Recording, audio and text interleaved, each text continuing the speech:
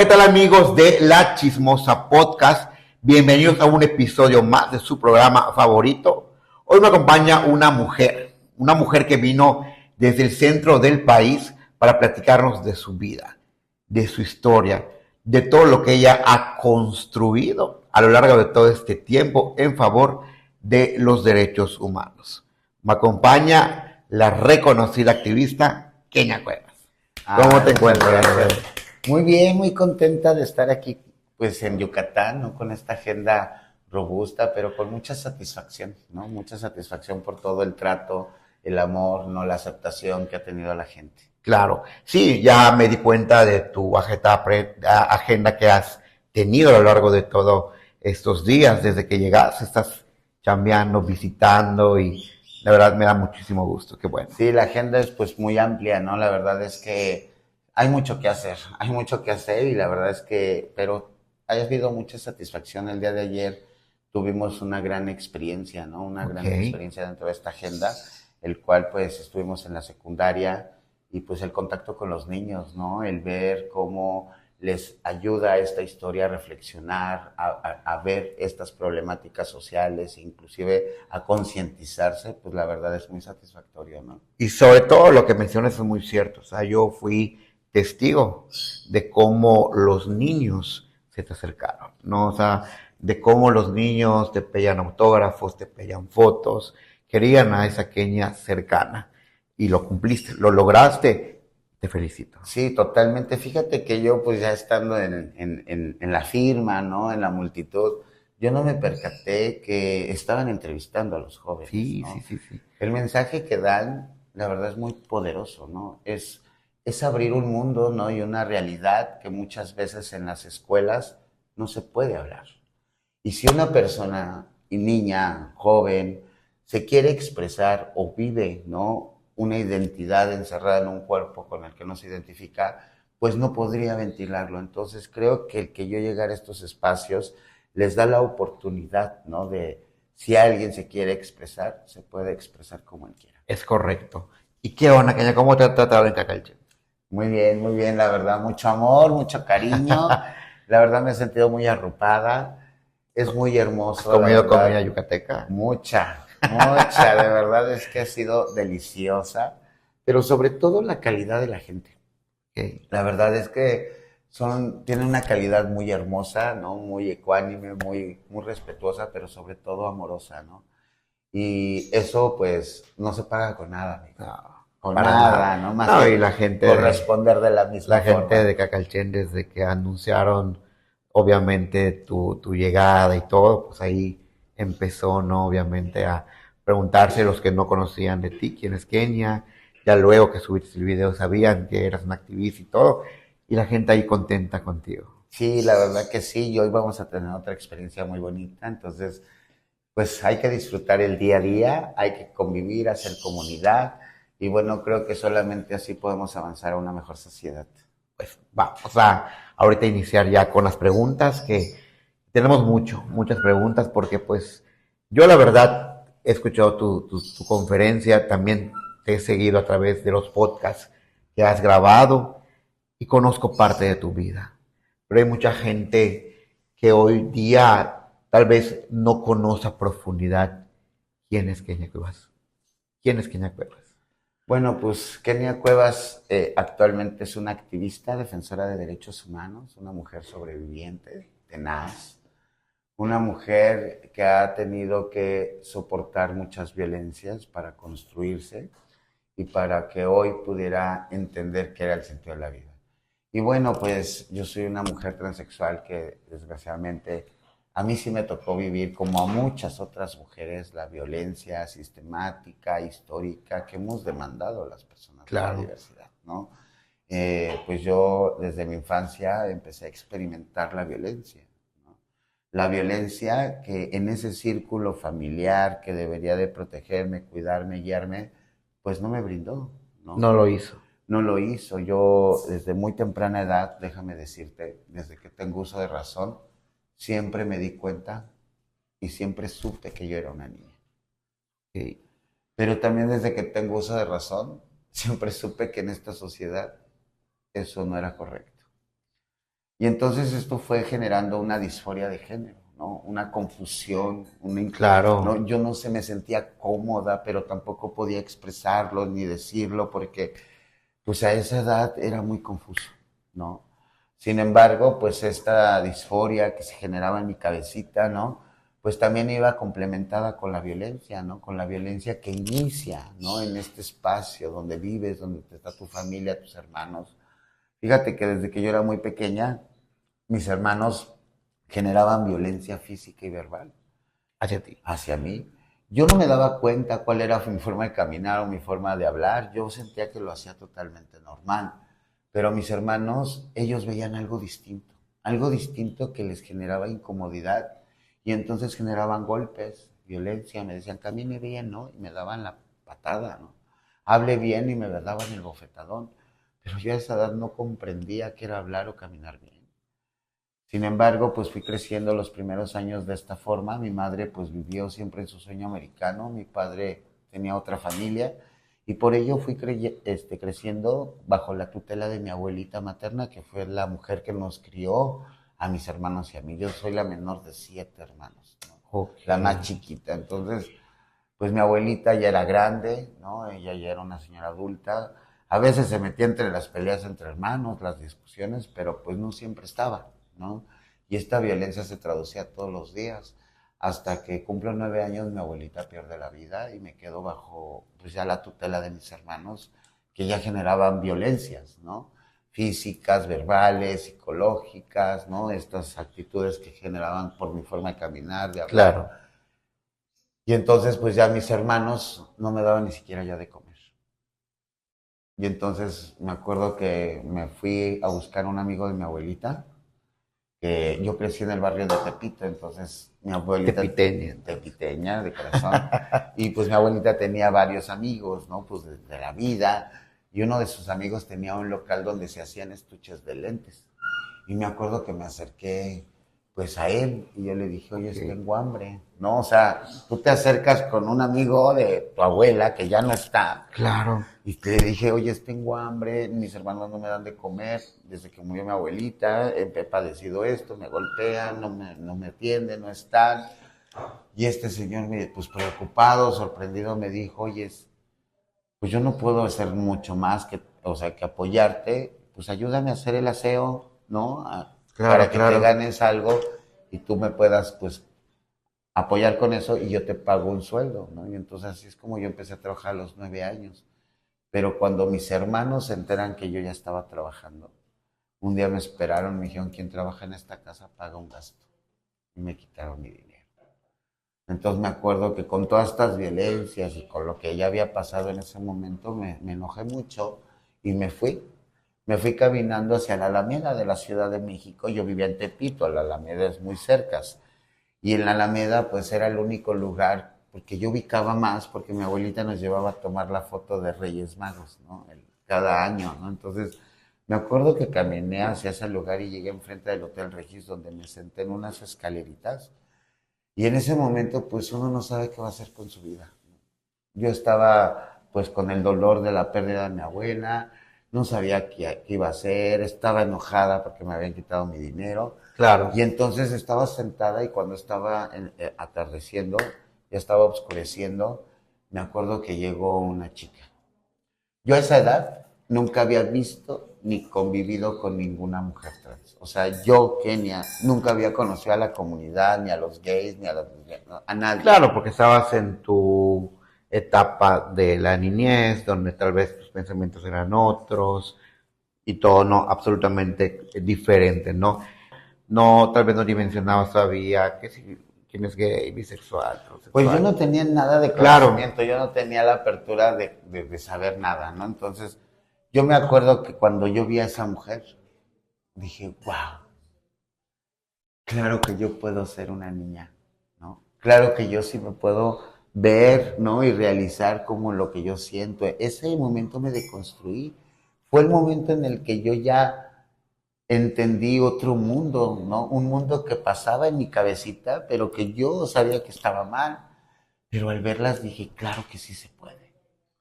Entonces yo me emocioné, pero déjame decirte que en esa esquina era un punto de trabajo sexual de mujeres transexuales.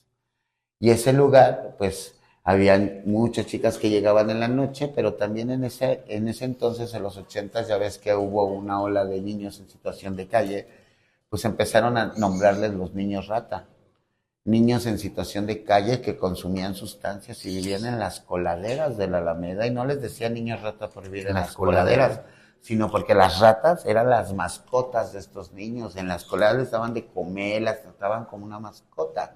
Entonces, por ello, pues se les nombró los niños rata. Y estos niños durante el día salían a buscar a la gente, pues para pedirles, regáleme un peso, ¿no? La mentada peseada. Y también buscaban comida regalada en la basura, así como también ejercían el trabajo sexual en esa esquina. Entonces yo no sabía qué iba a hacer con mi vida, lo que sí sabía es que yo ya no quería regresar a mi casa, donde todos los días recibía violencias, insultos, golpes, ¿no? Entonces me quedé esperando en ese lugar y me acuerdo que cuando estaba oscureciendo llega esta chica y cuando la vi, que tengo que me deconstruí, pues me acerqué. Claro. Y yo, bien emocionada, le dije, oye, yo quiero ser como tú. Te identificaste completamente. Me identifiqué. Por primera vez vi mi realidad en otra persona. Entonces yo me acuerdo que esta mujer me barrió, ¿no? Me volvió a ver de arriba para abajo. ¿De quién es esta? No, deja de quién es esta, ¿no?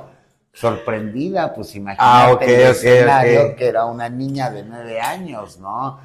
Y entonces pues me acuerdo que me dijo, mira, ponte a trabajar. Háblale a un carro, cóbrale tanto, te va a llevar a un hotel, obedécele en lo que te diga y después regresas conmigo. Pues yo no sabía dónde estaba parada, no sabía cómo funcionaba el mundo a los 9 años. Y con la ilusión de que esta mujer me iba a ayudar a arreglarme como ella, pues ahí me ves hablándole a un carro. Le hablé a un carro, se detuvo un sujeto, yo le dije, pues vamos, ¿no? Pues me dijo ella que vayamos, ¿no? O sea, hasta en la inocencia, ¿no? Pues uno lo dice y lo expresa como te nace, ¿no? Y entonces me acuerdo que me dice el sujeto, súbete, y en el camino pues me puse a llorar. Y le dije, oye, pues es que mi abuelita se murió, mis hermanos me pegan, no me dan de comer, tengo hambre, ¿por qué no me llevas contigo? Claro. Porque yo vi un adulto buena onda, entonces dije, a lo mejor me va a tratar mejor que mi familia. Y entonces fue cuando me dijo, no, yo vengo y contrato a alguien, te voy a dejar, yo les pago bien, o sea, te voy a dejar, te voy a pagar para que comas y te puedo pagar el hotel unos días y ya después tú te las arreglas. Yo acepté y pues él fue mi primer cliente a los 9 años. 9 años de edad, tu primer cliente. ¿Y qué onda cuando pasó todo lo que tiene que pasar? ¿Qué onda? ¿Qué sentiste? Muchas gracias a la producción. Muchas gracias. Ay, gracias. Saluda a todos. Pues yo creo que sentí en ese momento, le agradezco a la vida que este sujeto no abusó de mí. Porque hizo nada más hasta donde yo lo permití. Obvio que fue extraño, ¿no? Imagínate que me empezaran a tocar mi cuerpo por primera vez. Y una niña que a lo mejor no tenía, pues bien, una erección, no sabía qué era la excitación, ¿no? Y entonces, pues fue raro, pero pues yo estaba pensando, o en mi cabecita estaba pasando, que yo iba a ser una niña. Pero no lloraste, no. No lloré. Porque, o sea, no es que sea, o sea, quiera sonar yo en el morbo, ¿no? Pero pues obviamente yo me hago la idea de que eres una niña inocente, una niña de 9 años, indefensa, inocente, con una experiencia ya en el tema sexual, pues a cualquiera le hubiese quebrantado, pero yo siento que en tu parte, pues, no tenías de otros, era... o sea, yo estaba muy emocionada porque encontraba el mundo que nunca, lo que yo sentía y que no sabía cómo descifrarlo. Entonces yo no me sentí, o sea, me sentí rara, le lloré, eso sí, lloré cuando íbamos en el carro, pero ya ahí con la confianza me decía, tú tranquilo, porque pues yo era niño, me agarraba mi cabello, me agarraba mi cuerpo, me tocaba, ¿no? Obvio, hoy sé que él se masturbó, ¿no? Viéndome y agarrándome, pero no hizo más. Por eso te digo que le agradezco a la vida, porque yo creo que si hubiera vivido una experiencia distinta, ya de una penetración o algo así, yo creo que ahí sí hubiera llorado, yo creo que ahí sí hubiera sido distinto. Con el tiempo, pues yo ya fui conociendo más hombres, que también yo fui aprendiendo qué era el sexo. Pero al final, al principio yo no sabía. Y obvio que ya con esto, pues este sujeto se fue. Y él fue el primer cliente que estuvo conmigo, la primera persona que yo me recuerdo que estuvo conmigo. Entonces ya me quedé en el hotel, por primera vez estaba descansando en una cama, tranquila. Con tu dinerito. Pues sí, el dinerito no era importante en ese momento porque pues yo no sabía tanto el valor del dinero en el mundo, ¿no? Yo decía 10 pesos me compro unos ¿De dulces. qué año estamos hablando más o menos? Pues yo creo que del 81, más o menos, 81, 80, por esos años. Ok. Sí impacta un poco la manera en la cual se cuenta, ¿no?, esta historia. Aparte, porque déjame decirte, espérame tantito, que en esos años pues no había como lo que hoy ha revolucionado los derechos es a humanos, lo que yo voy. ¿no?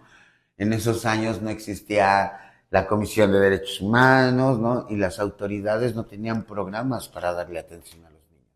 Hacían brigadas que casi casi te obligaban a subirte una camioneta, te llevaban a unos albergues donde nada más te daban de comer, te daban una cobija, una cama, te metían a bañar y al otro día te tenías que ir, ¿no? Como para solventar la situación política o social, ¿no? Nos levantaban en las noches, pero el otro día nos volvían a dejar ir, ¿no? Pero la verdad es que no había nada de derechos humanos. Hubo una gran cantidad de niños en la calle.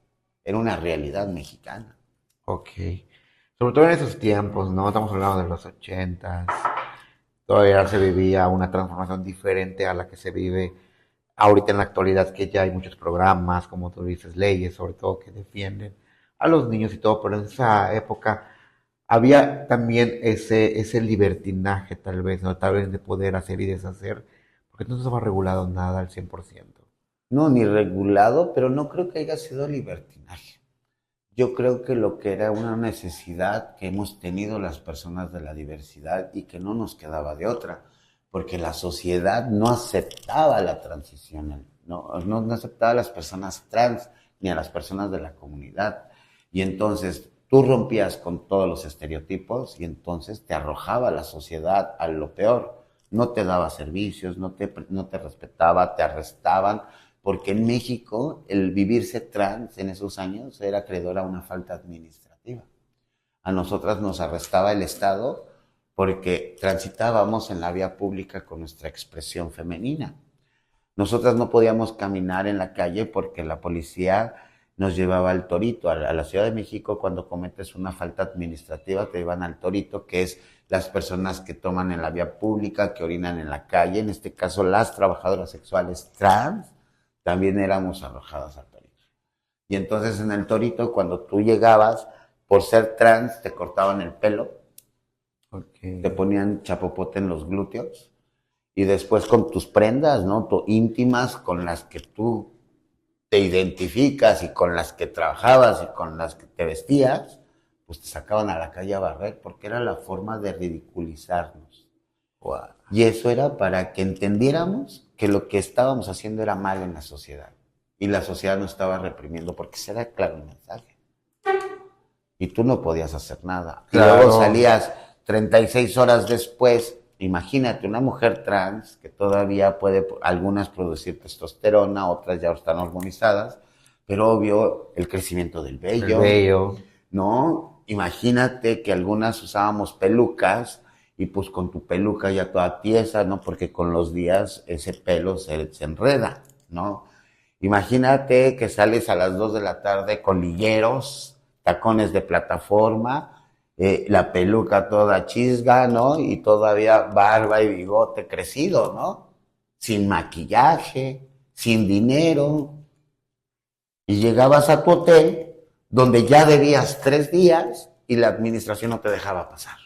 Wow. Y entonces, ahí venía la red. Esa red que se ha formado siempre entre personas trans. Y entonces yo le hablaba a la compañera, ¿no? Mi amiga del otro cuarto, mana, me agarraron, voy saliendo. Préstame para pagar la visita y me prestas ropa, ¿no? Para que en la noche salga a trabajar. Me quedo contigo ahorita en la tarde. pues había chicas que pues éramos amigas, ¿no? Claro. Y decían, va, yo trabajé bien, nada más que en la noche me regresas mi lana, ¿no? Entonces ya te prestaban para la visita, pasabas a su habitación, ya te prestaban cosas para arreglarte, y en la noche salíamos a trabajar y pues rogándole a Dios que no te volvieran a agarrar. Y lo primero que trabajabas era para ir a pagar las deudas. ¿Y se ganaba bien, sí, en ese tiempo? Pues mira, la verdad es que el trabajo sexual es depende del sapo, la pedrada, ¿no? Okay. Pero también, pues también depende también cómo era tu arreglo, porque en esos años era mucho glamour en el trabajo sexual. Antes eran los abrigos de mink, ¿no? Los vestidos largos de lentejuela. Lo extravagante. Lo extravagante y lo elegante, ¿no? Okay. Porque era como que todas, ¿no? Era como un estilo de la trabajadora sexual, ¿no? Las uñas bien pintadas, ¿no? Pues bien producidas en todos los sentidos, ¿no? Que sí, bueno, se veía la diferencia, obviamente, de una trabajadora social. Exacto, no, totalmente. Hoy en día, o sea, yo veo a las trabajadoras sexuales, sí se arreglan muchas, pero otras, pues ya van con tenis, ¿no? Ya nomás se agarran el cabello, o sea, ya ha quedado como consciente que ya no importa la imagen que des como trabajadora sexual, antes sí importaba, ¿no? Antes era la competencia entre todas de qué estás estrenando, ¿no? Traes el office de ayer o el de antier, ¿no? Y entonces era como que siempre estar compitiendo dentro del trabajo sexual, ¿no? A ver quién se veía mejor, a ver quién traía lo mejor, ¿no? Y todo eso. Hoy ya no es ese glamour, ¿no? Pero entonces así se vivía el trabajo sexual en esos años. Y entonces pues ya con estas chicas, pues en el Torito te digo, pues imagínate, sales endeudada, ¿no? Y con todas estas circunstancias, pues era difícil la vida de una mujer. Definitivamente. Era la persecución constante. En el día, para salir a comer, teníamos que trasvestirnos, ponernos prendas masculinas, ¿no? Sudaderas guangas con gorros, lentes oscuros, sin maquillaje, ocultando nuestras cabelleras teñidas, ¿no? Para que la gente o la policía no se diera cuenta que éramos trans. Para poder salir a comer al mercado. Y entonces imagínate en tu trabajo en la noche, porque también la sociedad nos ha obligado a estar ahí. Porque al no aceptar una realidad en México, que existimos las personas trans, desde el momento que te expresas te corren de tu casa. Las escuelas no te dejan estudiar porque no es para ellos una condición que tú puedas ingresar a un centro educativo. Desertas de la educación. Y después de que desertas de la educación y expulsada de tu familia, te encuentras con una sociedad que no le da trabajo a las personas trans, que no les rentan viviendas a las personas trans. Y entonces, al tener estas circunstancias, una busca qué hacer para poder comer. Y entonces nos han encasillado en 5 empleos. Trabajo sexual, show travesti, estilismo, labores domésticas y costura. Que se respeta todo eso, ¿verdad? Todo eso, por supuesto, pero y ahí te doy la razón. Es donde nos han encasillado históricamente a las personas trans. Habrá quien sí está apasionadísima en su trabajo, en lo que hace, pero esas son las oportunidades que nos ha permitido la sociedad. Y la historia no lo puede decir. No tenemos arquitectas, doctoras, enfermeras, policías, bomberas trans, porque ni siquiera se nos permitía estudiar. Y entonces, como no tenemos todo esto, pues la única forma que tenemos es el trabajo sexual, que es lo que mejor nos puede ayudar. No nomás a mantenernos, sino también realizar nuestra transición, que cuesta dinero y que el servicio público de salud no quiere atender. Entonces eso también nos cuesta. Y en ese sentido, el trabajo sexual también lo criminaliza la sociedad. Y nos maldicen y nos señalan y está ahí porque quiere. Y no es así. Estamos ahí por necesidad. No por gusto. No por gusto. Y habrá quien sí esté por gusto y es muy respetable. Pero casi todas hemos sido tránsito en el trabajo sexual. Porque la sociedad no nos lo permite. No, igual te expones muchísimo, es peligroso también. El trabajo sexual es donde más asesinan a las mujeres trans. México ocupa el 2º lugar. Únicamente después de Brasil, donde más se asesinan a la comunidad LGBT. Somos el 2º país a nivel mundial donde más asesinamos a la comunidad LGBT. Y el trabajo sexual, en el rubro de personas trans, es donde más nos asesina. Estamos expuestas, inseguridad, criminalizadas, y entonces las autoridades ni siquiera hacen actos de protección, porque dicen, tú no puedes ir a denunciar una violación. Bueno, en esos años. Porque si denunciabas que te había violado un cliente, te decían, pero eres trabajadora sexual, eso te gusta, por eso te volviste mujer, ¿no? ¿Por qué te vienes a quejar? Pero yo no me vengo a quejar, yo vengo a denunciar un acto de violencia que me generaron. Yo no quería estar con ese hombre, yo elijo con quién quiero estar. Y él me violó, ¿no? No pasa la denuncia. Entonces, esos eran los argumentos de las autoridades. Entonces, imagínate el panorama en su integridad de una mujer trans. Entonces, ¿qué nos queda? La demanda del trabajo sexual, el consumo de sustancias. Porque cuando una persona cisgénero heterosexual va y nos busca y nos contrata, es porque se animó, porque anda con la copita o que anda con la droguita, porque también la doble moral de la sociedad no le permite a esa persona libremente buscar una mujer trans. Porque ¿quién creen que nos consumen? En la sociedad no hay un grupo de hombres que digan, yo soy un hombre que me autopercibo como un varón y me gustan únicamente las mujeres trans.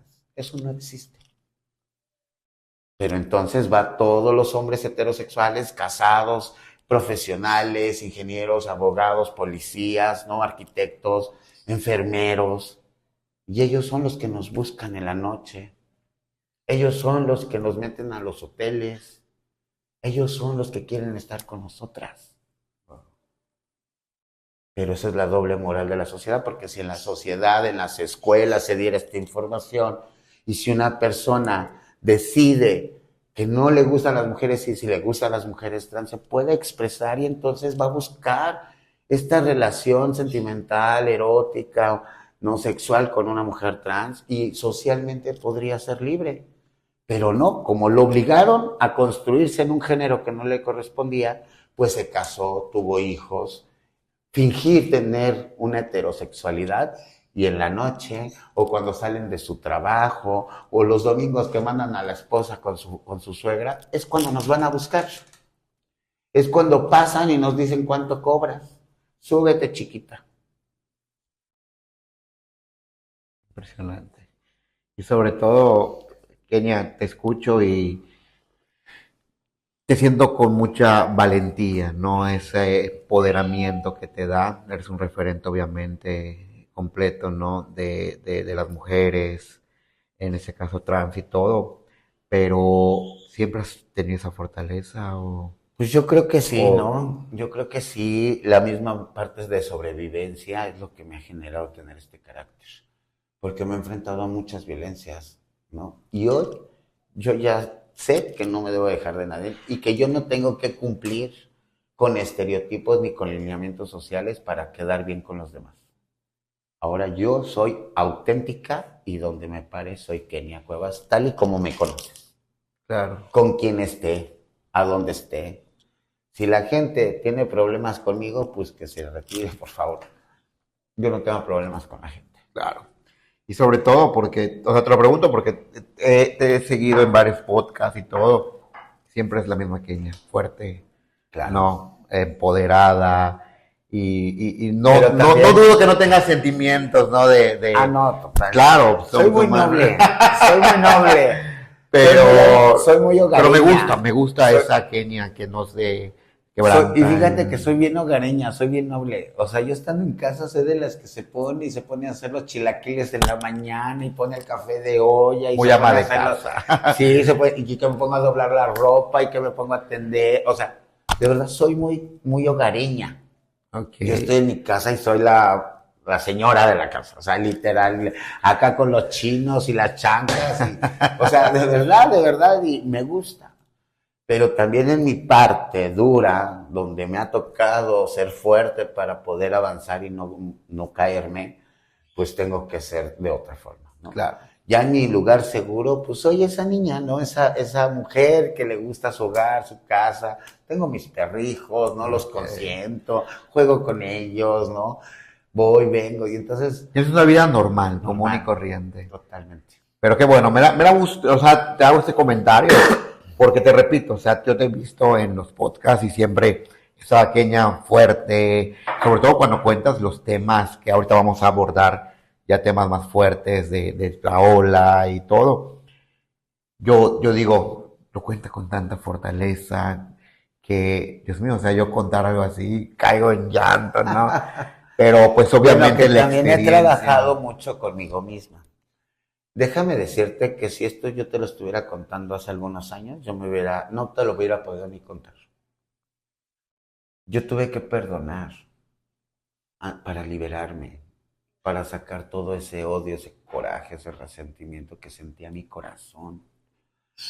Y cuando yo logré perdonar a todos los que me agredieron y pedirle perdón también, ¿por qué no decirlo? A todas las personas que agredí en el camino de las violencias, me liberé. Y me di cuenta que la gente que me hizo que me resintiera y que me enojara y que me frustrara, siguieron su vida.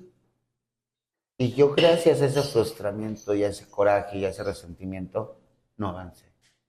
Me perdí en la conmiseración, me perdí en las drogas, me perdí en el abandono, no nomás personal, sino social en su totalidad. Perdí todo.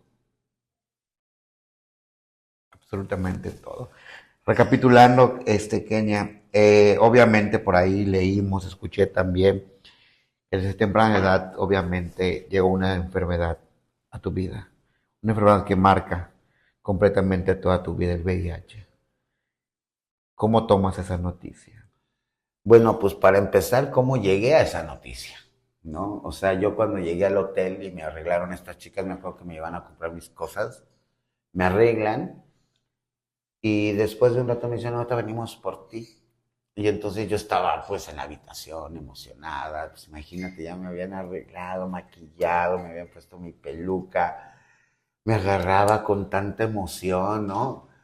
Y cuando me vi por primera vez ante ese espejo, por primera vez me reconocí. Eras tú. Por primera vez me identifiqué, claro, esa era yo.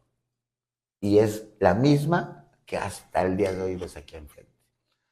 Y entonces cuando ya hice mi transición, me vi en el espejo, me emocioné, lloré, porque ahí sí lloré de emoción. Me acuerdo que llegan estas chicas súper producidas y me dicen, vámonos, y les digo, ¿a dónde? Me dicen, pues a trabajar, hija. Te acabas de terminar tu dinero, ¿con qué vas a pagar el hotel? ¿Con qué vas a comer? Nosotras, pues no te vamos a mantener. Así que órale, vámonos. Se nos vieron a un taxi y me llevaron a la avenida Los Insurgentes, esquina con Álvaro Obregón. En esa esquina, pues ya era un punto de trabajo sexual con una madrota, pero déjame decirte que se convierte más seguro ese lugar, porque con lo que te platico, pues obvio que en este lugar la madrota le pagaba a la policía, ya no nos detenían y con ello, pues ya teníamos para el hotel y la comida, pero a ella también le teníamos que dar una tajada de lo que ganáramos en la noche. Y entonces cuando llegamos, me acuerdo que bajan estas chicas y le dicen, oye, Angélica, fíjate que al hotel llegó una chiquilla, necesita trabajar, pagar su hotel, su comida, deberías de darle chance de trabajar. Y yo me acuerdo que gritó Angélica, era una mujer cis que estaba en su carro, ella era la que controlaba todas. Y me acuerdo que gritó, a mí me vale que tenga 9 años, obvio, no lo dijo con esas palabras, ¿verdad? Dice, pero mientras pague su cuota, pues que se quede. Y entonces ya me invitan a bajarme del taxi y me empiezan a explicar las mismas trabajadoras sexuales, ahí ya había menores de edad, pues diciéndome pues a qué hotel ir, cuánto cobrarle al cliente, cuánto tiempo estar con ellos, ¿no? O sea, cómo irles acá, o sea, las mismas chicas me lo explicaron.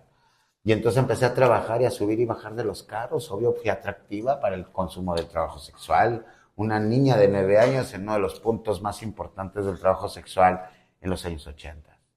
Subía y bajaba y con el tiempo, gracias a que yo trabajaba, pues también ya pagué mi hotel, mi comida, ya me iba a comprar mi ropita, ya era hacer a mis amigas, ¿no? Nos convivíamos, pero con el tiempo, pues obvio el trabajo disminuye, Porque cuando tú eres nueva... Es lo que voy. Mientras más joven eres, es más atractivo. Exacto, pero también nueva, ¿no? O sea, que no tengas mucho tiempo en el trabajo sexual. Entonces, como tú eres nueva, los clientes, ya te explico, o sea, los puntos de trabajo sexual en la Ciudad de México son muchos. Está toda la Avenida de los Insurgentes, Tlalpan, Puente de Alvarado, Calzada de Guadalupe y Zaragoza, ¿no? Entonces, hay chicas acá, pero los clientes se la saben.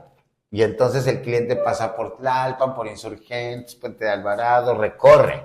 Y cuando ve una nueva, se la lleva. Y entonces, pues ya, al verme ya con varios clientes que son, pues hacen estos recorridos, pues ya el trabajo disminuye.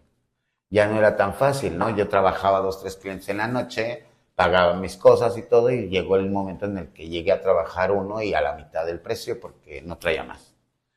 Y entonces empezó a llegar otro tipo de clientes, ¿no? Los clientes que te decían, oye, le metes al alcohol, le metes a la mota, le metes a la coca. Y pues yo no conocía las drogas. Decía, Era otro mundo completamente también. Otro mundo. Y no las conocía. O sea, yo le decía, no, yo no le meto eso. Y entonces lo que hacían los clientes me decían, ahorita venimos. Y se llevaban así en mi cara se llevaban a la de al lado. Porque ella les dijo que sí. Entonces, cuando yo veo eso, dije, yo también les tengo que decir que sí. Si no, me va a quedar sin chamba. Si no, ni hasta ni para el hotel, ¿no? Y así es como empecé a consumir. Empecé a consumir alcohol, marihuana, drogas, cocaína, barbitúricos y todo lo que tú puedas imaginar. Yo creo que nomás me faltó el fabuloso y el cloro. O sea, de verdad, todo lo que me dieras yo me lo echaba. Esto provocó un consumo muy cañón. Sí. Al principio fue esporádico, ¿eh? O sea, al principio era de que llegaba el cliente, buena onda, mira, traigo estas grapitas, vamos a echárnoslas, ahora le págame, ¿no? Y yo me llevaba mi lana y pues ya me las cotorreaba con él un ratito y me iba. Con el tiempo, el consumo fue teniendo más poder, más adicción a mi cuerpo. Y entonces, pues ya se acababa lo que traía el cliente, me pagaba, y de lo que me pagaba, ya le decían así, ya cuando se acababa, pues te doy la mitad, vete por más, y aquí te espero. Pues mandaba al cliente a comprar más del dinero que me había pagado. Ya me pagaste. Ahora vete por más, ¿no? Para seguir la fiesta, ¿no? Y al final, ya se volvía vicio. Con el tiempo, no, se vuelve una condición biológica, ¿no? El mismo cuerpo ya necesita la sustancia, ¿no? Y entonces, entre más consumas, más llenas la satisfacción de esa adicción, ¿no? Y entonces, pues ya con el tiempo, manito, pues ya era el momento en el que yo ya consumía en su totalidad. Llegaba el cliente, sacaba lo que él traía, me pagaba y cuando se acababa, pues ya, ahí sí ya ni le invitaba, ¿eh? Ya le decía, gracias, manito, y con todo ese dinero yo me iba a comprar sola. Y yo ya me encerraba en mi hotel hasta que se acabara todo. Entonces esto provocó que ya no pagara el hotel, que quedara en situación de calle y que empezara a vivir pues en estas circunstancias. También el mismo consumo pues me hizo nunca indagar cómo cuidarme, cómo protegerme, ¿no? O sea, yo lo hacía así y así era. Y entonces ya durante estos años en calle, que estuve 3 años, o sea, este primer momento que te cuento, claro, fueron 3 años desde pues prácticamente los 10 a los 13, empecé a vivir en la calle, a vivir la indiferencia de la sociedad, me quedaba allá afuera de la Plaza Garibaldi. ¿Por qué en la Plaza Garibaldi empecé? Porque era el lugar donde estaban los puntos de droga. Pues yo vivía en el hotel, en Salto del Agua, y pues cada vez que comprábamos, agarrábamos un taxi, íbamos a Garibaldi y regresábamos al hotel, ¿no? Pero como ya no tenía hotel, pues ya me quedaba ahí, y ahí estaban los reservados, las tiendas, que son departamentos del crimen organizado, y entonces tú tocas, te das una clave, porque pues obvio te conocen, entras, consumes lo que tengas que consumir y te vas. Y entonces empecé a quedarme en los reservados, se me acababa lo que traía, me iba a trabajar afuera de la plaza, porque en esos años también la plaza, día y noche era fiesta. Los bares abiertos, la gente tomando, los mariachis tocando, y entonces pues había oportunidad de seguir ejerciendo el trabajo sexual durante el día. Y entonces Garibaldi fue mi primer punto de calle. Después, pues con el tiempo, pues ya ni en el reservado me querían, pues ya nomás llegaba por una grapa y me quedaba toda la noche, ¿no? Y llegaba alguien y me decía, oye, ¿no traes una pipa así? Ahí ya De me una daban vez. un cacho, ¿no? Y entonces era ya la alquiladora de las pipas, ¿no? Entonces pues, ya llegué Emprendedora. desde siempre, ¿no? Pues al final. Y entonces, pues con... Claro que yo soy emprendedora. No, pues al final siempre tiene que ser una emprendedora. Ya sabes mi historia de los baños. Sí, no. Te contamos otra vez. Bueno. Y entonces, pues ya con este consumo en la calle, ¿no? En estas circunstancias, pues esa era mi vida, ya. Conocí varios puntos, estuve afuera del Teatro Blanquita, en las Conchitas, con los niños rata, también me llegué a Oye, quedar. pero todo esto que estás contando, Kenia, te súper expusiste, o sea, es un milagro que se viva, vivir en la calle, pasar por todo Pues también eso. en la calle, en los mismos compañeros en calle eran las violencias, los más grandes abusando de los chiquitos, ¿no? Y luego la gente a los chiquitos les daba más dinero, ¿no? Porque nos veían más vulnerables. Entonces no faltaba el que te daba el día 20, el día 10, llegaban los grandes y presta, y tú te peleabas y llorabas. ¿Y qué hacías, no? Y luego pues yo también consumía activo. En ese entonces también era el chemo, el cemento, inflar la bolsa, ¿no? Y entonces yo traía mi droga porque, pues la verdad sí, o sea, yo me ponía a pedir dinero, generaba dinero y yo me iba a comprar mi droga, ¿no? Y luego llegaban los grandes y me la quitaban. Me daban unos trancazos y unas cachetadas y presta para la orquesta. Pues obvio también esos momentos eran fuertes, eran duros, ¿no? Claro, ya se cuenta con un poquito No, ya, más. no, ahorita ya puedo fluir, ¿no? En esos años, pues imagínate, entonces esos años, así la empecé a vivir, viviendo la indiferencia de la sociedad también, ¿no? Cómo criminalizaron a las personas en calle. Yo me acercaba a un establecimiento y me sacaban con un balde de agua o a patadas. Y sáquese de aquí, que no, aquí nada, no, lárguese de aquí, ¿no? Y pues obvio me sacaban. Ahorita continúan todas, algunas, ¿no? En algunas Todavía, ocasiones. no, una persona en calle. Digo, yo he visto muchas personas en calle y yo cuando me acerco a un establecimiento y se acerca alguien y me dice, oiga, ¿me regalan una moneda? Yo siempre soy de las que les dice, ¿quieres comer? Sí, pide lo que quieras, siéntate. Lo que quieras, lo que te vas a comer, come. Y lo siento a comer. Y cuidadito y la doña me diga que no, porque si no hasta me paro Claro. y me voy. Pero yo tengo esa diferencia, pero la sociedad no. Y así la viví. Y entonces cuando estaba en la calle, de repente en las madrugadas llegaban organizaciones civiles. El Padre Chinchachoma, Hogares Providencia, Casa Alianza, y entonces llegaban los consejeros de calle y te decían, oye, te traigo una tortita, oye, ay, mira, nos trajeron unos suéteres, ¿no quieres un suéter? Ay, gracias, ¿no? Pues en la calle todo es bendición, ¿no? Y te decían, oye, pues deberías irte a rehabilitar a la casa hogar, mira que ahí te van a poner a estudiar, vas a tener actividades, te la vendían, ¿no? Vas a tener una camita, ¿no? Y pues yo, la verdad, sí. Tu mente empieza a volar, ¿no? No, yo para empezar, yo tenía miedo, dije, va a ser una casa. Y si no les gusta cómo soy, me van a pegar, como mis hermanos. Ese fue el primer trauma pensamiento. Y entonces, pues yo tenía miedo, pero un día decidí irme a quedar, fíjate. Un día me amanecí, pues imagínate, en la calle, amanecí con temperatura. Imagínate la temperatura, ¿no? En calle, pues agarrándote ahí los cartones, las bolsas, no sabía ni qué hacer. Y me acordé y dije, bueno, pues en Casa Alianza. Está en el Metro Hidalgo. Pues eran 2 calles, 3 calles, ¿no? Ya llego a Casa Alianza y pues pido mi ingreso. Les digo, oiga, quiero venirme a ingresar, quiero estar aquí, me siento mal, ¿no? Yo me senté a la fregada. Me tuvieron como 4 horas en la puerta. No sabían cómo resolverlo. Y entonces ya cuando sale el consejero me dice, mira, sí te vamos a aceptar. Pero aquí no puedes andar maquillada, no eres Kenia, aquí eres un niño. Y así te tienes que comportar. En ese momento, con la temperatura, con el hambre que tenía, con el frío que tenía, con la soledad que tenía, le dije, sí, está bien. Adelante. Paso. Me dieron un baño caliente, me metieron a la cocina a comer, me metieron en una cama a dormir, al otro día me levanté. Y me di cuenta que conforme iban pasando esos días, el trato masculino que los consejeros, la enfermera, la cocinera me daban, pues no me identificaba, no me gustaba. el que me dijeran mi nombre de niño, el que me señalaran como niño, como varón, que cuando llegaba algo era los niños acá y las niñas acá. ¿Te incomodaba? Sí, me incomodaba. No me identificaba, me sentía mal. Porque yo ya había conocido otra realidad. Claro, sí, completamente ¿No? diferente. Entonces yo ya sabía que a mí me gustaba que me trataran así. Y entonces fue cuando yo decidí irme de estas casas. No me quedaba. O sea, nomás las ocupé para reponerme. Entonces yo nomás me sentía mal ya en la calle, iba y buscaba una casa hogar, les decía que hacía todo, me ingresaba una semana, ya después salía yo solita que me iba a ir. Pero yo lo que únicamente que buscaba es dormir, comer y bañarme. No me interesaba más.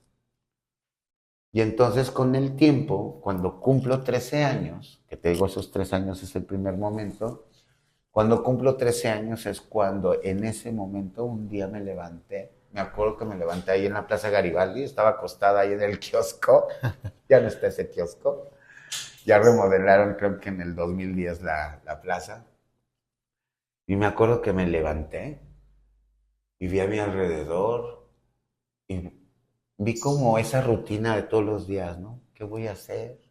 ¿A quién le voy a pedir algo de comida? Si consigo algo de comer, me voy a ir al semáforo allá a Perú, voy a empezar a ver qué hago, cuidar unos carros, a ver qué padrón. O sea, como que me dio como ese pensamiento de recordar qué es lo que tengo que hacer. Y me llegaron esos 5 minutos de lucidez. Dije, ya estoy harta. Estoy harta de que me estén humillando, de pasar hambres, frío, soledad. Me volteaba a ver así, haz de cuenta, no sé si te ha pasado que volteas y ves todo como si te tuvieran encima. Así me sentí. Y me acuerdo que en ese momento dije, en mí, ¿no? Conmigo misma dije, me voy a ir a Casa Alianza. Me voy a ir a Casa Alianza y dicen que ahí me van a poner a estudiar y dicen que ahí me puedo quedar. No importa ya que me traten como niño. No importa. Yo ya me quiero rehabilitar. Ya no quiero seguir viviendo esta soledad, este sufrimiento, porque se sufre bien cabrón en la calle, ¿no? Y entonces llegué a la casa hogar, me dieron mi ingreso, con todas las condiciones, ¿no? De hecho, hasta llegué ya con toda la mentalidad del mundo. Y cuando llevaba semana y media ya me estaban como llevando un programa, ¿no? Y todo. Porque era la primera vez que duraba semana y media, ¿no? Empecé a presentar delirios auditivos y visuales. Delirios tremendos. ¿Por qué dejaste de golpe? Porque el dejar las drogas de esa forma, cuando hay un consumo altamente biológico, el cuerpo lo resiente y entonces va a tener reacciones. Y una de las reacciones que tuve fueron las alucinaciones, precisamente porque mi cuerpo no coordinaba qué estaba pasando, ¿no? Entonces mi psicóloga de la casa hogar me llevó al hospital Fray Bernardino, al hospital psiquiátrico, y en este hospital pues llegó un grupo de psiquiatras, me empezaron a administrar medicamentos, sueros, ¿no? No sé qué me le ponían, pero pues según era para desintoxicarme. Y después de un rato llegan psiquiatras a hacerme una entrevista y dentro de esta entrevista me preguntaban, ¿y tus papás? ¿Tú cómo vives? O sea, ¿qué haces para poder comer? Y yo les dije muy natural, pues vivo en la calle, trabajo en Insurgentes y me aviento de 5 a 10 clientes, depende cómo esté la noche. Yo muy natural, ¿eh? Obvio que los psiquiatras se quedaban así con la boca abierta, pero imagínate el escenario. Una niña trans, trabajadora sexual, consumidora de sustancias en situación de calle. Claro que estaban sorprendidos, era un caso, wow, ¿no? Aparte, súmale que en esos años, que estoy hablando ya del 86, 80 y no sé, 5, no sé. Imagínate que en esos años todavía se consideraba que la homosexualidad y la transexualidad era un trastorno mental. Entonces no nomás eran esas condiciones, sino aparte súmale que estaba loca. Y entonces ya llegan los psiquiatras y me dicen, ¿y cómo te cuidas? ¿Usas condón? Y yo, ¿qué es eso? ¿Qué es eso? Yo no conocía el condón. Hoy yo creo que me hubiera salvado de tantas, ¿no? Es lo que yo te digo, o sea, O sea, si yo hubiera conocido el condón a los 9 años, yo no hubiera experimentado todo lo que he experimentado. ¿te arrepientes? No, no. No me arrepiento de absolutamente nada, pero sí observo que las circunstancias hubieran sido distintas si el actuar de la sociedad hubiera sido distinto, Claro. ¿no? Eso sí lo sé. Y entonces pues ya me dijeron que en México se estaban presentando unos casos de una nueva enfermedad y que únicamente le daba a los homosexuales Era lo que se decía en esos en tiempos. esos tiempos. Y también se creía que se contagiaba con el contacto. Se empezó a criminalizar tanto y se le denominó el cáncer homosexual, lo que hoy conocemos como el VIH-Sida. Y entonces me hacen una prueba, no es como las de hoy, ¿no? Hoy ya ha avanzado tanto la ciencia que Claro. con un piquetito en el dedo, una gotita de sangre, ya sabes si eres reactivo o no. Y pues si eres reactivo tienes que darle continuidad.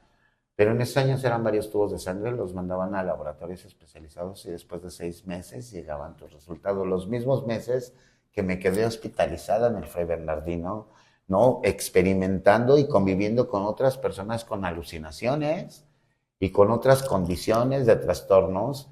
Y pues así me la aventé 6 meses hasta que un día llegó mi psicóloga, me metió con mi psiquiatra a un cuarto y me dieron un resultado positivo de VIH a los 13 años. Tú ya comprendías la magnitud de su enfermedad. No, no, ni se sabía nada de la enfermedad. No se sabía nada. Pues yo que iba a saber, lo único que dije es algo raro, algo malo, y esto para mí fue el motivo perfecto para seguir consumiendo. Egresé de la casa. Y me fui a las calles, pues a seguirme drogando, porque no nomás era la soledad, los resentimientos, el abandono, ahora una enfermedad. Y yo decía, me voy a morir en la calle. Y eso era esperar el momento. O sea, era la resignación para esperar el momento. Pero también estando en la calle, tanto se empezó a criminalizar esta enfermedad que decidí ocultarla.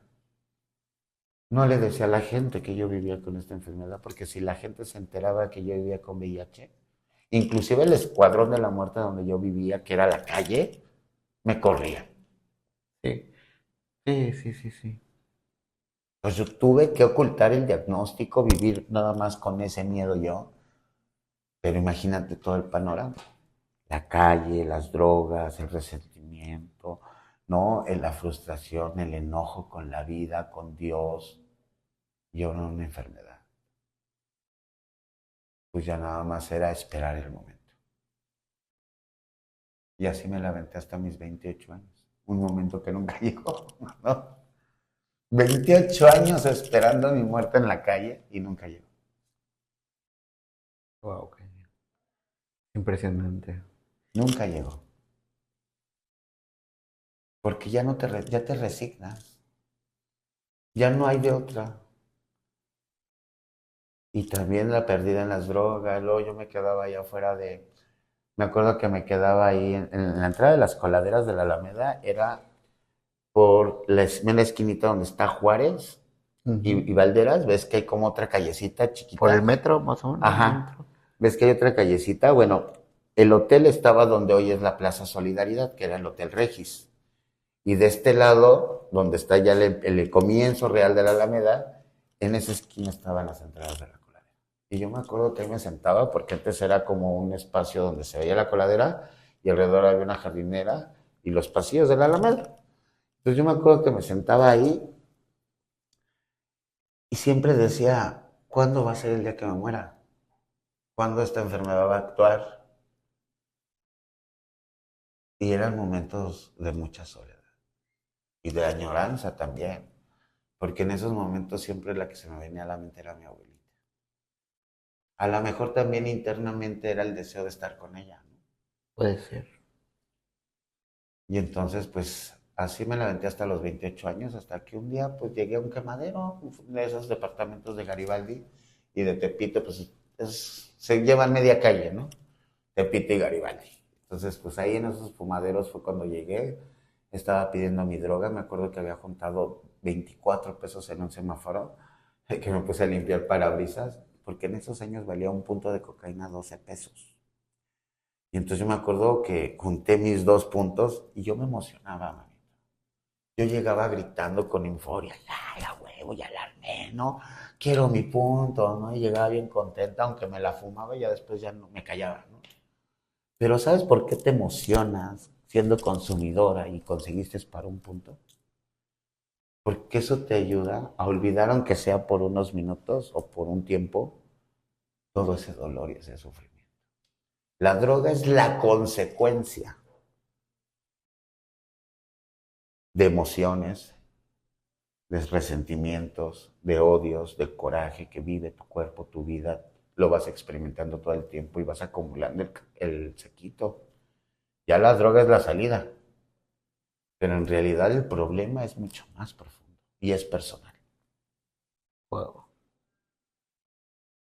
Entonces, pues ya estando en esto, pues llego al punto, bien contenta, me compró mi droga y en eso llega un operativo. Encapuchados, armados, ¿no? Tirando la puerta, gritando todos al suelo, cabrones. Y yo me tiré al suelo. La verdad es que durante todos esos años en calle y tantos años que estuve en esos quemaderos, yo viví muchos operativos. Pero me vivía en un aspecto deplorable de calle. Yo estaba toda apestosa, llena de costras de mugre, piojosa. Obvio que en la tienda de droga, mientras compres, No importa cómo esté. y entre compañeros que estaban consumiendo, pues no les importaba a ellos mientras estuvieran en lo suyo. Pero cuando llegaba la policía en esos operativos, el olor era muy fuerte. Esa es la verdad. Cuando una persona no se baña, no tiene higiene, huele muy feo. Y obvio que los policías cuando llegaban y nos tiraban todos al suelo, siempre me sacaban, me decían, sácate ese pinche pestoso, ¿no? Entonces ya no me llevaban con la bola, porque a todos los arrestaban. Y ese día, me acuerdo que llegaron, tumbaron la puerta y todo el despapalle, y vieron pues quién era la vendedora. Ellos ya lo saben, ¿no? Ellos Que no me vengan a mentir. Es que hoy lo sé, ellos ya saben quién es la que vende, ¿no? Y entonces llegan y directamente con ella la meten a un cuarto del departamento, que pues era un departamento donde nos drogábamos, y sale el policía, me acuerdo que yo todavía vi su cara de ella adentro, con otros policías, me subieron a un carro y me llevaron al reclusorio norte. Y ahí después de 3 días, un interno gritó mi apellido, Cuevas Fuentes, Cuevas Fuentes. Entonces alzo mi mano, yo soy. Y me senté y me dieron una papeleta. Era mi auto de formal prisión por daños contra la salud, posesión, distribución y venta de cocaína. No manches. Pero imagínate en mis condiciones siendo una mujer trans no cuenta con redes de apoyo. Una mujer trans no puede alzar el teléfono y hablarles a mamá, papá, tío, primo, hermano, roomie, amigo. Oye, me acaban de detener, ven por mí. No puede. Y en ese momento decidí empezar a caminar en la cárcel, como en algún momento me tocó empezar a caminar en la calle. Que no hay tanta diferencia entre los mundos, ¿no? Porque los dos mundos es el mundo del más fuerte. Pero cuando llego a la cárcel, yo traía un consumo activo. Yo necesitaba qué hacer para seguir consumiendo. Claro. Empecé a lavar trastes, a hacer mandados, a hacer cosas que podía hacer y que sabía hacer. Y así es como empecé a seguirme drogando en las cárceles. Fue una etapa muy difícil, supongo. Que ya con el tiempo, pues obviamente tú ahorita tal vez lo puedes contar ya de una manera más tranquila y todo, pero pues sí me imagino que en su momento cuando tú pisas la cárcel, un lugar donde te privan de tu libertad, es completamente un cambio diferente a lo que tú pues Bueno, estabas pues que en la calle acostumbrado. sabes que pues está la cárcel siempre, ¿no? O sea, en el mundo de la calle pues hay gente que roba, gente que se fue al reclusorio, que salió, que esto y que te cuentan y todo, pero no es lo mismo que vivirla. Sí es como lo cuentan en las Sí, novelas, de que hay mucha entradite. sí, totalmente. Allá adentro todo es posible. Todo, Todo. todo lo que se te imagine. Todo es posible. Y en tu estancia ahí conociste gente que se hizo tu amiga o ahí no hay amistades o... No, sí. Sí, mira. Cuando yo llego a la cárcel y empiezo a trabajar y empiezo a generar y para buscarse que seguir drogándome, un día un compañero me dice, oye, ve por mi ropa, te voy a dar, o sea, porque empecé como a tener conocidos, ¿no? Y pues yo creo que me vio así, que quería la intención de lavar y hacer cosas, me dice, pues vete por mi ropa, te la voy a dar a lavar. Pero yo iba hasta el dormitorio 4. En los reclusorios yo vivía en el pabellón 8, que es donde concentran a toda la comunidad LGBTIQ+, y está cerca del dormitorio 1, es un pabellón extra. Y entonces los dormitorios es el 1, el 2, el 3, el 4, el 5, el 6, o sea, son los dormitorios, pero en ese pasillo se le denomina el kilómetro, que intersecciona con los dormitorios. Y en este pasillo ves a los vendedores de droga, ves a las banditas ahí reunidas, ahí te chinean, te asaltan, ¿no? O pasas y en el rozón ya te quitaron tu lana. O sea, es el mundo del vivo ahí. Pero también por ser parte de la comunidad en un penal masculino, siendo una mujer trans de la comunidad LGBTIQ+, pues todo mundo, desde el machismo, desde el poder del macho, pues las burlas, las ofensas, las agresiones. Claro. Y entonces siempre que pasaba alguien de la comunidad por el kilómetro, pues lo hacían nomás por burlarse y por reírse, ¿no? Nos aventaban excremento, nos aventaban orines, nos aventaban huevos, piedras y todos, ja, ja, ja, ja, ja. Y pues, una burla completa. ¿Qué haces tú con una multitud de hombres donde te están atacando? Ya te cayó aquí el pedazo de popó. Pues te limpias y caminas. Continúas. No hay de otra, o sea, no hay de otra. Y entonces, pues ese día no fue la excepción. Voy por la ropa y me avientan un piedrazo en la cabeza, ¿no? Y entonces yo todavía le digo, hijo, no, que me caló. Todavía corro y me agarro la cabeza, ¿no? Y entonces volteo y son de los que avientan la piedra. Pero es con la mano. Exacto. Porque ni el valor tienen, ¿eh? Para ver quién era, ¿no? Y entonces volteo y ya sabes, ¿no? Todos de acuerdo, pues se ponen así, ¿no? Volteando para otro lado menos a ti. Y entonces dije, hijos de la fregada, ¿no? Camino otros 2 pasos y volteo y ya vi al chavo que estaba así queriéndome aventar la otra piedra. No, pues que me regreso. Si algo aprendí en la calle fue a darme en la torre, ¿no? Fui a meter las manos. Con toda la decisión le dije, bueno, ¿qué traes, mano? ¿De qué se trata, no? ¿Qué pedo? Así, en corto, ¿no? ¿Qué tranza, güey? Y en eso, pues, empezó a verme y, pues, empezamos a discutir. Y en la discusión me saca la navaja. Me acuerdo que sale la muleta, ¿no? La muleta es un fierro que se amarra con una agujeta en tu muñeca y pues puedes manejarlo y el mismo fierro hace que no te lo puedan quitar, ¿no? En la pelea, en la riña, ¿no? Pues es tu vida. Y me acuerdo que me da el navajazo aquí, mira, tengo la... Sí, Sara, se ve la marca. Ahí está. Sí. Y pues me alcanza a hacer así, yo me quedo así, pero pues la sangre bota, ¿no? Y entonces pues, yo no sentía como nada, ¿no? Porque yo me buscaba la herida y no me la encontraba hasta que hice esto y pues ya vi que era aquí. Entonces me hice para atrás y este güey pues me seguía queriendo dar con la navaja y en ese movimiento pues me fui quitando mi camisa, me hice una muleta es amarrarte tu camisa para que te le puedas impulsar y la navaja no te penetre, ¿no? Entonces se llama muleta, entonces te le vas y le caso quitar la navaja y así se la enterré. Pues gracias a Dios no se murió, ¿verdad? Si no, todavía estuviera cumpliendo una sentencia por homicidio calificado.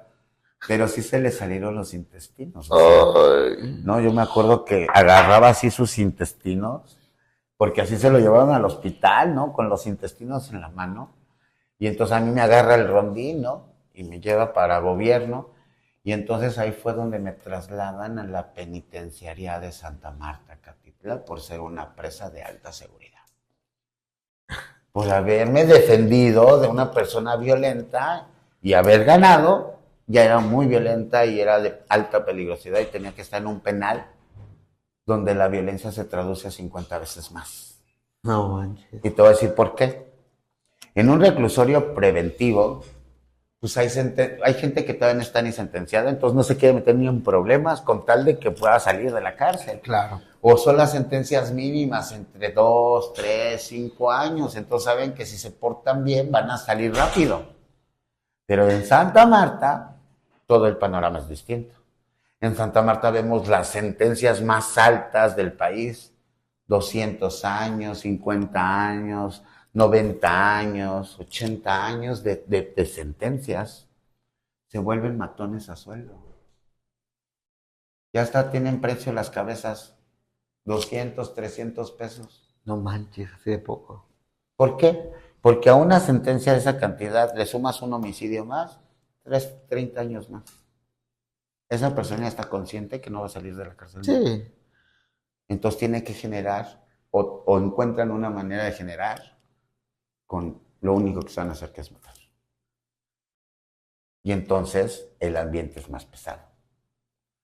Porque allá te cuidas más de tu sombra que en el reclusorio. En el reclusorio es más como todavía, es como los niños, ¿no? Como en las escuelas, ¿no? Este es como el kinder o la primaria y ya Santa Marta es la universidad. Lo más grande, lo top. Entre comillas. Y entonces ya cuando llego a Santa Marta me dice el custodio, lo primero que me preguntó, me dijo, ¿vas para el dormitorio 10? Y le digo, ¿qué es el 10, don usted, jefe? Me dice, es que en el 10 es donde metemos a todos los idosos. O sea, como la criminalización social decía que por ser de la comunidad vivías con VIH, pues inmediatamente me ofrecieron el dormitorio 10 sin conocerme. Y le digo, en ese momento cuando me dijo que ahí entraban los idosos, fue el primer momento, desde que los 13 años que yo sabía que vivía con la enfermedad, fue el primer momento en el que decidí ventilar mi diagnóstico. En el que decidí decir, yo vivo con esta enfermedad. Porque yo no me había atendido durante todos esos años. Yo no sabía ni cómo funcionaba la enfermedad. Yo estaba esperando que me muriera en aquello. Impresionante, Kenio. Y obvio, pues ya me atienden, me empiezan a explicar cómo pagar. Pero, ¿cuál fue la reacción de ellos? Cuando tú les ventilas ya la verdad. No, pues ellos acostumbrados, pues ese dormitorio existía. Había más personas con VIH y todos los que detectaban en los reclusorios con VIH también los mandaban a ese penal. O sea, ya era sistemático concentrar a todos los de VIH en Santa Marta. Y en Santa Marta vivíamos totalmente aislados de la población. Vivíamos en el dormitorio 10, que efectivamente estaba del otro lado de donde estaban todos los dormitorios de todo el penal. Haz de cuenta que esta es una línea, aquí está el hospital, esto es un pasillo donde están todas las salas de visita, y de este lado, en esta esquina, estaba el dormitorio 10, y para acá había el pasillo que era donde empezaba el kilómetro y empezaban todos los dormitorios y toda la población. O sea que estábamos totalmente aislados, por eso es que ese dormitorio era el 10 para personas con VIH. Okay. Y entonces, pues ya me empiezan a explicar que tengo que ir por mi medicamento, ¿no? Que tengo que pasar mis listas y que tengo que pagarlas, porque es una corrupción que se vive dentro de los centros penitenciarios, ¿no? Cuando tú quieres decirle al custodio, pásame mi lista, te estira la mano, y si no le das 15 o 20 pesos, pues nada más no le ponen la palomita, ¿no? Y te mandan al castigo. Claro. Que es cárcel dentro de la cárcel, ¿no? Porque también allá se castiga en una cárcel. Y entonces fue cuando ya al otro día me levanto, me formo afuera del hospital para pues, recibir mi medicamento, empiezo a conocer a todos los del dormitorio 10, entre eso pues me empezaron a preguntar cómo te llamas, de qué reclusorio vienes, cuál es tu delito, porque pues esas son las preguntas, ¿no? De llegada. Todo el mundo quiere indagar por qué estás en la cárcel, si eres peligrosa o no. Es correcto. Y en eso llega un compañero y me dice, oye, es carnala, porque pues así me habló, ¿no? Me dijo, oye, es carnala, no te vayas a tomar esas pastillas, ¿eh? Y yo volteo a verle, digo, ¿pero por qué? ¿No se supone que es para lo que tenemos? Me dice, no, porque con esas pastillas nos están matando. Y yo pues sí dudé, pues dije, es la Secretaría de Salud, es gobierno, es un centro penitenciario, oye, no dije, todo esto es gobierno, ¿no? Claro. O sea, ¿cómo crees que nos van a matar? Sí, me metieron la cosquillita, dije, pues no me lo tomo. Dije, si ya duré tantos años sin tratamiento, pues ¿para qué vengo a matarme aquí? ¿Para qué me tomo este medicamento? Pero tengo que pasar por él para que no me castiguen. Y cuando llego con la enfermera, sorpresa, no te daban las pastillas en la mano para que te las tomaras. Te las daban directamente en la boca. No manches. Y te daban tu conito de agua. Y muchas veces las enfermeras te decían, ¿ya te lo tomaste? A ver, abre la boca. ¿No? Supervisando, ¿no? Exacto. Entonces, pues yo lo que empecé a hacer junto con otros compañeros y este chico que me puso al tanto, fingíamos que nos lo tomábamos para que no nos castigaran. Lo escondíamos ahí como podíamos entre los cachetes y pues yo era muy de juego de villanos, ¿no? Juego de manos, juego de villanos. Yo con las enfermeras, ay, mana, ¿cómo estás? ¿No? Hermana, comadre. Ay, sí, pásame mis pastillas, manita. Y pues ya no era la revisión tan exhausta Por la confianza que ella había. que se iba generando, ¿no? Que me veían bien amable. Tú estabas pensando, estabas actuando en el momento. Claro. De manera inteligente. Claro. Y entonces ya no me tomaba las pastillas porque las escupíamos. Las escupíamos, literal. Algunas empezaban a deshacer porque pues eran 2, 3 minutos, 5 minutos en lo que salías. Pero al salir era la escupidera. Y entonces las personas que sí ingerían ese tratamiento empezaban a presentar enfermedades oportunistas. Pérdidas de peso, diarreas, vómitos, temperaturas, y ya que se sentían medio mal, terminaban hospitalizados. Y después de un mes, 2 meses, pues ya se murió. Bueno, ya no Entonces, sí les estaban matando. Pues mira, en ese momento lo sabíamos, pero era una noticia de voz en voz.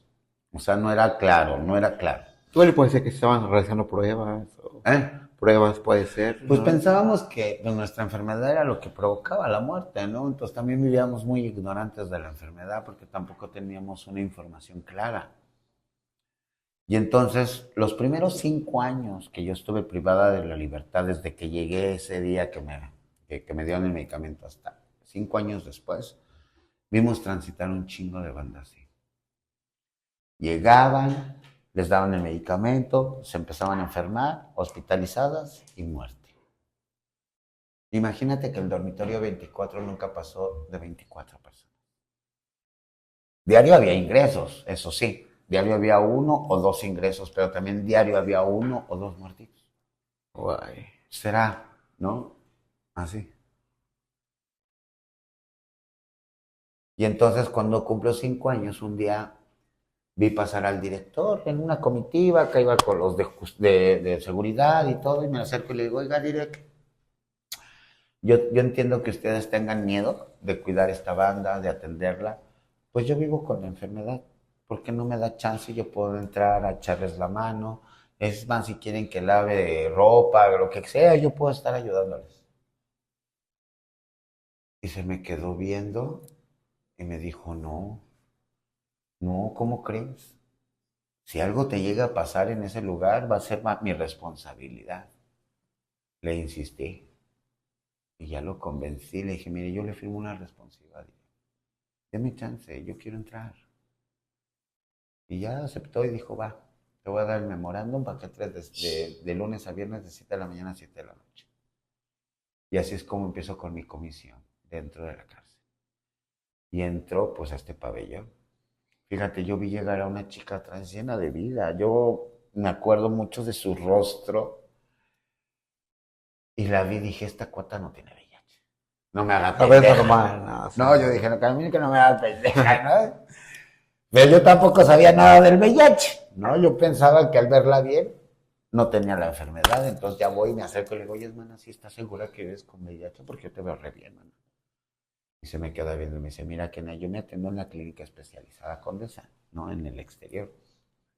Dice, mi médico, mi internista me dice que no me debo de dejar de tomar el tratamiento. Y tú vienes y me dices que no me lo tome. Pues yo le voy a hacer caso a mi médico. ¿Se lo tomó? ¿Pero por qué la menciono? Porque ella fue la que me ayudó a entender que sí nos estaba notando. Porque cuando ya pasaron unos meses, yo ya no la vi en el dormitorio, ya estaba hospitalizada. Y un día llegó temprano por mi medicamento y en el hospital de la penitenciaría también hay un pasillo que intersecciona con los cubículos donde están las camas. Pero al fondo hay una puerta que es un cubículo muy grande, que es donde aislaban a las personas con VIH. Y a ese cuarto, nosotros como internos, le denominamos el cuarto de despegue, porque quien llegaba ahí ya no salía vivo, ya no lo volvíamos a ver. Y entonces me acuerdo que llegué por mi medicamento y de este cuarto sale esta mujer trans, literal, hermanito, irreconocible, con los huesos pegados a la piel. Se arrancó el suero, se los aventó y dijo, mejor mate. Ahí fue donde dije, estos cabrones sí nos están matando. Ahí fue donde dije, sí, lo están haciendo. Pero yo no podía hacer nada. Yo era una interna más en un penal y sin familia, sin visitas, sin abogados, sin saber leer ni escribir, sin conocer de leyes, ni de la enfermedad, ni nada. ¿Qué podía hacer? Es correcto. Entonces fue cuando me acerqué al director y me dieron el memorando. Eso fue el detonante por el cual yo me animé a pedir ese espacio. Y cuando llego, pues me encuentro con un escenario deplorable, las charolas encimadas de que los compañeros ya no podían comer por sí solos, enllagados de todo su cuerpo a la espalda porque pues tanto tiempo acostados sin que se les cambiara las sábanas, de repente se orinaban en su cama y así los dejaban, los pañales así todos tiesos, hechos bolas, de que podían estar ahí 2, 3 días con el pañal. Y entonces empecé a bañar con una esponjita que ahí mismo me dieron. Empecé a cambiarles sus sábanas, les ponía sus batas limpias, les limpiaba sus caritas, platicaba con ellos. Un acompañamiento diferente. Claro, les empezaba a hacer sus donitas para que amortiguaran las heridas y pudieran secar, porque una herida, mientras siga en el roce, se sigue infectando y sigue creciendo. Pero como les hacíamos la donita para que el hoyo de la úlcera quedara libre y se pudiera ir secando para que se sanara. Entonces le hacía sus donitas, ¿no? Los consentía, les metía sus piececitos agua caliente. O sea, yo trataba de buscar, pues, las condiciones desde mi capacidad, desde mi conocimiento, desde mis recursos que tenía en ese momento, pues tratarles de dar un acompañamiento a bien morir. Vi morir a muchas personas, pero me acuerdo mucho de Paco, que Paco lo cuidé casi 6, 8 meses, no me acuerdo, pero Paco ¿Quién es Paco? Paco era un interno que me daba mucha tranquilidad, no sé, como que lo veía y no sé a qué se reflejaba, no sé, pero me daba mucha nostalgia verlo así. O sea, no sé, no lo conocía, yo lo vi ya en el hospital. Y como lo cuidaba, lo bañaba, de repente medio me hablaba, porque casi no me hablaba, le dábamos de comer en la boca y todo, pues ya no había una convivencia como tal, un diálogo, pero sí era esta conexión de estarle acompañando y yo sentía que con su mirada me agradecía. Entonces un día llego tempranito me acuerdo, y lo primero que iba a hacer era bañar a Paco porque yo tenía creo una consulta médica y si me iba, ya no lo iba a bañar temprano, ¿no? Pero me acuerdo que llegué muy temprano al hospital y llego, y cuando llego y entro al cubículo lo veo sentado. Paco ya no se paraba de la cama. Y cuando luego le digo, Paquito, ¿cómo estás? ¿Te sientes bien? Sí, Kenia, te estoy esperando porque te quiero pedir un favor. Y me dice, sí.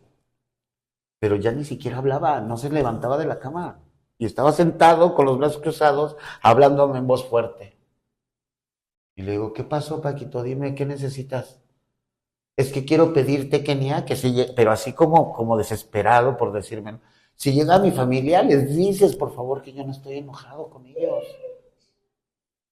Le dije, sí, Paquito, está bien, yo les digo, pero ¿qué? ¿Cuándo van a venir de visita o qué? ¿Qué pasó? Pues tú, si los vamos a poder recibir aquí. Me dijo, sí, Kenia, nomás quiero que tú se los digas. Ok, me voy a acostar. Se acostó, se durmió y falleció.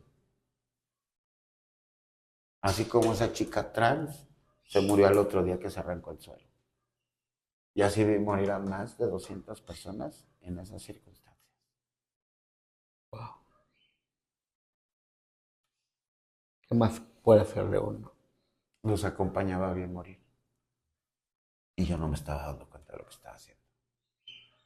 Yo nunca me percaté de lo que estaba acompañando. En ese momento, obvio, ¿no? Porque pues yo no conocía nada, yo lo hacía más por humanidad, o sea, porque si es que lo estoy viendo que se está muriendo, ni modo que no le ayudes, ¿no? Claro, es un humano.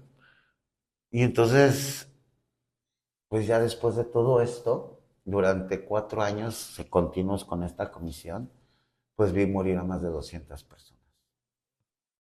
Muchos murieron en mis brazos, muchos murieron pidiéndome algo, otros algún capricho como una coca. No, me acuerdo mucho que uno no lo dejaban tomar coca porque según tenía prohibido tomar coca y de repente me decía, oye, es que... ¿no? Y ya me daba el dinero, entonces yo luego hacía mandados a los doctores y en la salida a la CONASUPO les traía su coca. Yo decía, si se van a morir, que se mueran contentos ya. Si de aquí no los están atendiendo, pues mínimo que se eche su coca. Feliz, que se vayan felices. ¿No? Y así los consentía. Porque yo sabía que también me estaba poniendo en riesgo. Si las autoridades, los custodios se enteraban que yo metía cosas, aparte de que me daban en la madre, me metían al castigo. Claro. Y entonces ya con esto, pues decidimos, los compañeros que nunca nos tomamos los medicamentos, pues nos juntamos y dijimos, ¿cómo podemos hacerle? Nadie nos está escuchando, nadie sabe de esto. Y entonces uno de ellos dijo, pues yo conocí a la doctora Andrea González, que es la directora de la Clínica Condesa. Dice, tu jefa, le dice a otro, ¿no? Dice, tu jefa viene siempre, ¿por qué no le hacemos una carta a esa doctora? ¿No? Entonces nos pusimos de acuerdo ahí y le hicimos la carta. Yo me acuerdo que en esa carta le dijimos que nos ayudara porque nos estaban matando y que sabíamos que ella estaba atendiendo esta enfermedad y que aquí no nos atendía. Claro.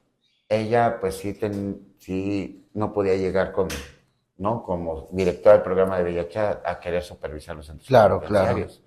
Ella tenía que solicitar de otra forma y eso no podía ingerir en el tema de VIH.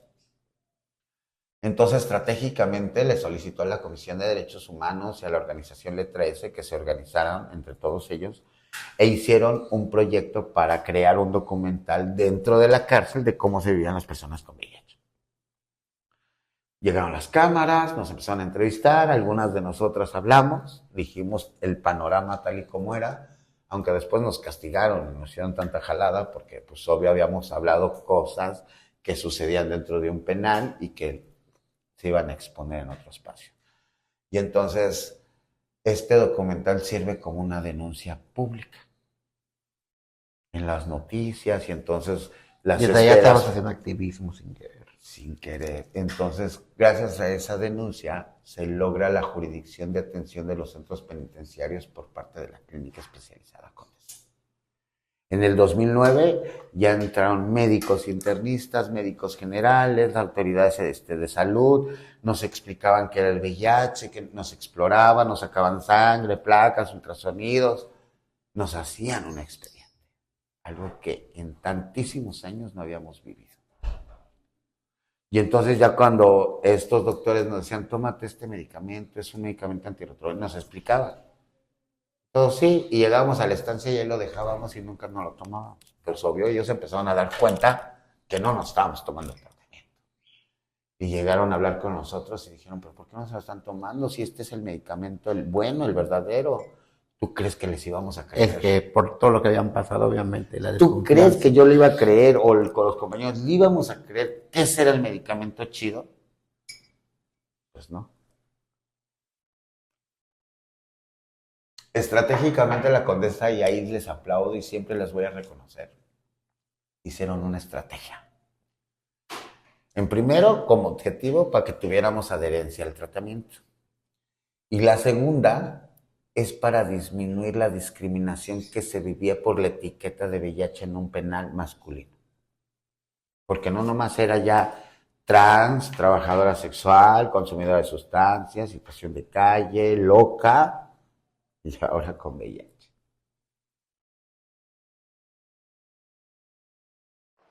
Imagínate. Imagínate nada más. Pero bueno, yo creo que vamos a dejar eso aquí. Yo sé que hay mucho más. Yo sé que vas a regresar pronto a Yucatán. Y hacemos la segunda parte. Y hacemos una segunda parte, porque es entretenido, me encanta todavía. Hay que platicar todavía de Paola, que eso lo vamos a dejar ahí en una pausa, porque es mucho. Y podríamos escribir un libro con Ya hay todo un lo libro. y hay un libro que Ya. también puedes promocionar. Ahí igual. por Mercado Libre y Amazon pueden solicitar el libro, y ahorita en mis giras pues yo siempre traigo libros para poderles vender, y pues la verdad es que este ya salió en la FIL de Guadalajara en el 2024, diciembre de 2024. Todo el 2025 recorrió todas las ferias de libro en el país, y bueno, pues también ya salió un documental que es un documental de Gisela Delgadillo. Es una gran amiga y que colaboradora de Casa de las Muñecas. Y este documental se empieza a grabar desde la muerte de Paola hasta que yo hago la organización Casa de las Muñecas. Y vivamente es el retrato de cómo se convierte una víctima del Estado a una activista. Y ese tránsito del documental, pues se ven muchos cambios, ¿no? Es la misma Kenia del 2016 Claro. al 2020, ¿no? Que, híjole, revolucioné demasiado. Y este documental se presenta por primera vez en Ámsterdam, en Holanda, en el Festival Internacional de Cine, en donde gana algunos premios, y de ahí pues es la captación para ferias internacionales como la de Francia, Bruselas, Suecia, ¿no? Canadá, toda América, y pues recorrió muchas ferias de cine, y bueno, ganó también varios premios. Y en México, pues este documental ganó todos los premios del Festival Internacional de Guadalajara. O sea, el Mezcal, el Maguey, el Mejor Película, Mejor Producción, o sea, todos los premios nos los ganamos. Y bueno, pues este documental también lo pueden adquirir a través de Casa de las Muñecas Tiresias, ¿no? Para poderlo proyectar en cualquier espacio. No es público, la productora no lo ha vendido a ninguna plataforma, porque también el objeto general de esto es pues que sea un trabajo de sensibilización. Claro. Y entonces ya de más adelante pues no sabemos cuál va a ser el destino de este documental, pero bueno, Gisela la amo, y lo que ella decide está bien. Y próximamente hay pláticas ahí por una casa productora, ¿no? Que a lo mejor por ahí viene una peliculita, ¿no? Ojalá y se logre concretar, porque tu vida va a ser, va a llegar a más generaciones. Y esto que platicamos aquí, ya proyectado en una serie o en una película. No, pues es que estoy abriendo las cloacas de muchas problemáticas sociales en las cuales nadie le ha querido Es apostar. correcto. Pero yo lo estoy planteando desde una manera humana y reconociendo los derechos humanos de las personas. Pues creo que el enfoque que le estoy dando a la realidad de estas personas no es romantizarlas, pero tampoco es criminalizarlas. Es crear una estrategia integral entre todos los ciudadanos, entre toda la sociedad, tanto instituciones, empresas privadas, gobiernos, ¿no? Escuelas, sociedad en general, para que empecemos a cambiar nuestra forma de tratar a la diversidad, ¿no? Porque todos convivimos en el mismo plano, en el mismo planeta, entonces lo mínimo debería ser una convivencia ecuánime y respetuosa. Es correcto. Pues bueno, Kenia, esto ha sido la primera parte. Les prometo, les juro que apenas yo me entere que Kenia anda nuevamente por acá. Producción. Ya tenemos fecha de mi regreso. Ya tiene. Ya tenemos fecha. Voy a estar del 1 al día 4 de julio. Ok.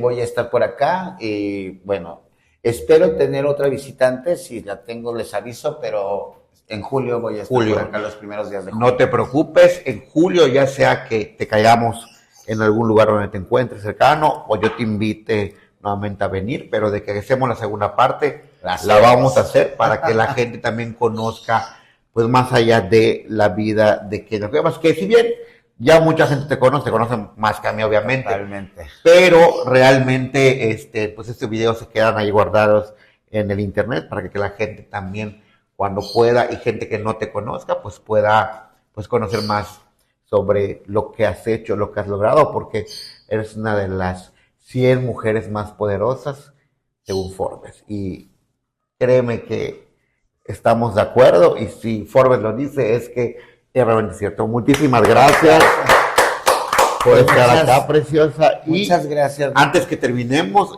parece que me pueden pasar un reconocimiento. Eras la segunda persona que lleva un reconocimiento. La primera persona fue don Miguel Solís Ahumada. Dice ese reconocimiento. Reconocimiento de honor a Kenia Cuevas Fuentes por su entrevista en La Chismosa Podcast, reconocida como personalidad con trayectoria en el ámbito social a nivel nacional e internacional por su activismo. Ay, Aquí está. Gracias. Ahora tomamos las fotitos mientras es para el videíto. Posamos. Y pues, de verdad, muchísimas gracias por venir. Vamos a tener la segunda parte próximamente. Y pues, este es la primera parte de la entrevista con la gran Kenia Cuevas, activista por los derechos humanos.